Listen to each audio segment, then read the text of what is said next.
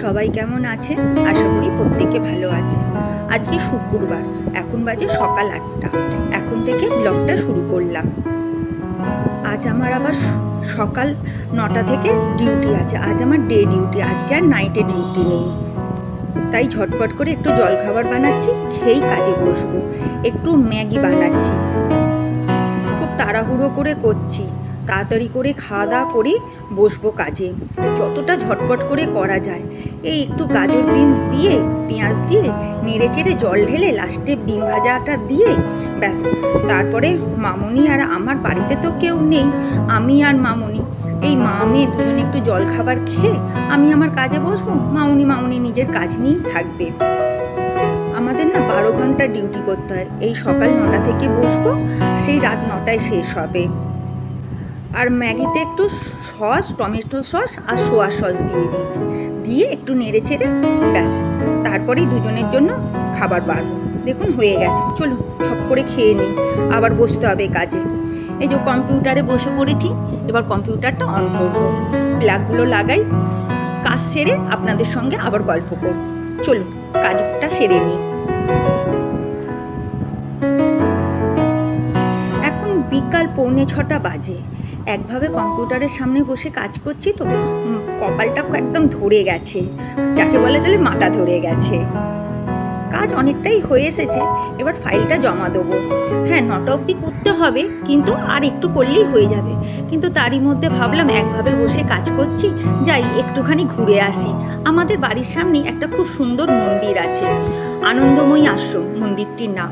সেখানেই যাচ্ছি, চলুন আপনাদের সঙ্গে সেটা শেয়ার করি আজকে।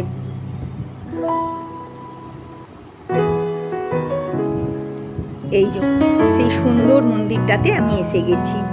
যারাই আমাদের এই ইছাপুরে থাকেন তারাই এই মন্দিরটা চিনবেন। বলুন মন্দিরটা কি সুন্দর, তাই না? চলুন ভেতরে ঢোকা যাক। প্রথমেই আছে মা কালীর মন্দির, মানে এই গোটা মন্দিরটার মধ্যে ছোট ছোট করে সব ভগবানের মন্দিরগুলো করা আছে। তারপরেই আছে গণেশ, তারপরে এটা হচ্ছে শনি দেবতার মন্দির, তারপরে শিব, তারপরে দেখুন এখানে ঠাকুরের সব নাম গান করছে।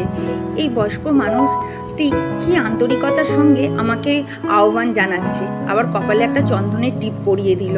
কিন্তু আমি তো বেশিক্ষণ বসতে পারবো না যে ঠাকুরের নাম গানগুলো শুনবো। দেখুন কি আন্তরিকতা দিয়ে আমাকে ভালোবেসে আপ্যায়ন করে ডাকছে, এসো এসো বসো বসো বলছে।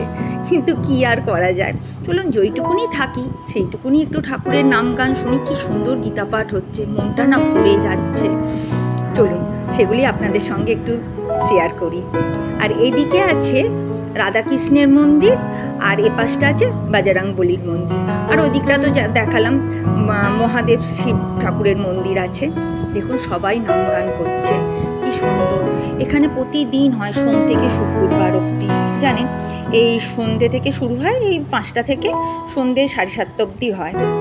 কিন্তু আমার তো অতক্ষণ বসার সময় নেই, কি আর করি। দেখুন কি সুন্দর, গোপাল ঠাকুরকে রেখে তুলসীকে রেখে কি সুন্দর হচ্ছে, খুব সুন্দর নাম গান হচ্ছে।